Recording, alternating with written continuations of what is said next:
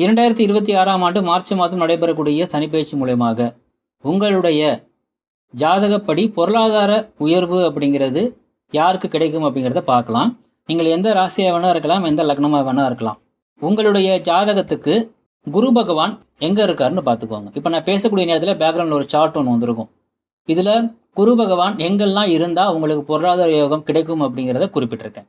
நீங்கள் எந்த ராசியாக இருந்தாலும் சரி, அதாவது உங்களுக்கு 7.5 சனி, அஷ்டம சனி, கண்டக சனி, அர்த்தாஷ்டம சனி, ஜென்ம குரு, ஜென்ம ராகு, ஜென்ம கேது அப்படின்னு சொல்லி எவ்வளவு கெடுதல் தரக்கூடிய ஒரு அமைப்பு இருந்தாலும் இந்த இடங்கள்ல குரு இருக்கும் பொழுது உங்களுக்கு பொருளாதார யோகம் அப்படிங்கிறது கிடைப்பதற்கு சனி பயிற்சியால் உங்களுக்கு கேட்வே ஓப்பன் ஆகுது.